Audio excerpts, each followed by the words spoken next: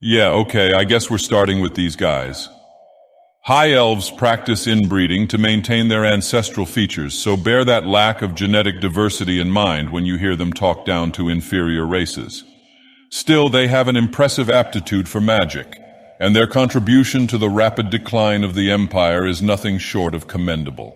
So if you want to cast some powerful spells, and you don't mind having a nauseating profile on Ancestry.com, you'd probably fit right in with the Altmer, moving right along. Argonians.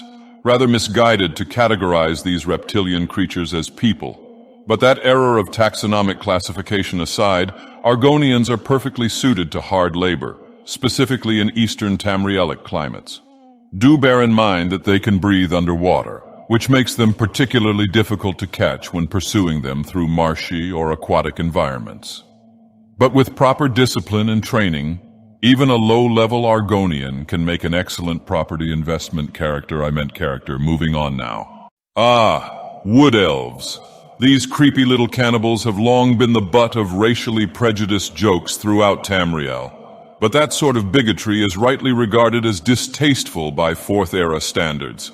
The Bosmer are naturally gifted marksmen, and are widely regarded as one of the most nimble of the playable races. This makes them excellent candidates for stealth archer builds, which makes more recent games even easier since there's no other type of build actually worth pursuing. Still, they're aggressive little manlets who would rather eat each other than cut down a single tree. PSA, if you're into tall guys and you see a Bosmer pop up on Tinder, go ahead and swipe left. On to the next race. Oh dear, the French people of Nern. Honestly, if it wasn't for that psychotic tribe of bloodthirsty Satanists in the Reach, you'd be forgiven for forgetting that Bretons even exist at all. Aside from providing an excuse to slip cool French names like François into the series, they're a pretty generic outlander race in terms of both game mechanics and lore. Yeah, whatever, you'll start with a slight magical edge as a Breton, but you'd be much better off going with a more magically attuned race to achieve true mastery of the arcane arts. Let's move on.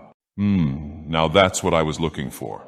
Finally, a respectable and civilized race that any god worth his weight in divinity can admire. It's no secret why the Dunmer are widely considered to be the most beautiful, cultured, high IQ subset of Mer on Tamriel. They have an appreciation for the importance of magic, and their kwama dishes are to die for. Sadly, the nuking of Vivek City and subsequent eruption of Red Mountain took a toll on my people. And to make matters worse, a series of reckless changes to local labor laws have seriously impacted our comfort and ability to chill. Hopefully, shit will get better soon. In summary, be a Dunmer. Whether you are a mage, a warrior, or a thief, you will be able to take comfort in the reality that you are a member of the chosen people. The people of Dagoth Ur. All right, on to the next race. Cyrodiils. I think we're gonna skip right over these dingbats. On to the next race, please. Oh, of course, figures these things would be next.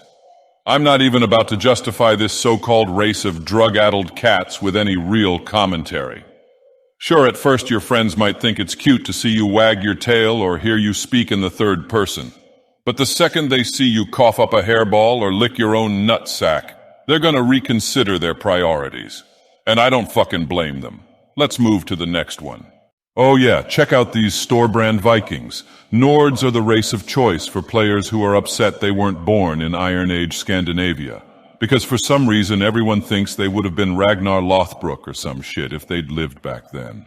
Anyway, the sons and daughters of Skyrim originally hailed from the frozen wastelands of Atmora, and it's a shame they didn't stay there. Big, burly, and brash, they're apparently feared warriors when they're facing people who can't just obliterate them with magic.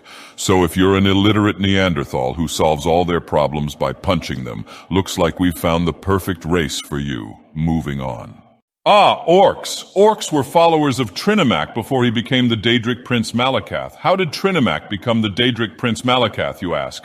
He was eaten and shit out by Boethia, and orcs certainly resemble the pile of fecal matter that their chief deity became. Here's a math lesson on the orc equation. Nords minus sexiness plus incest equals orcs. Do not be an orc. On to the next race. Redguards. Rumors are in circulation about Elder Scrolls 6 being set in Hammerfell, the homeland of the Redguards, which means Redguards are up next on the chopping block to have what's left of their cool lore butchered by the tyrant Todd and his game developers. Enjoy the interesting concept of sword singing while you can, because it's going to be ruined by its lame-ass depiction in ES6 Hammerfell. Same shit happened with the Thuum in ES5 and the political intrigue of Cyrodiil in ES4. Veloth, damn it, Todd. Anyway, I don't see the point in playing a Redguard when you can just as easily play as a Dunmer. Moral of this whole video, just be a Dunmer, you git.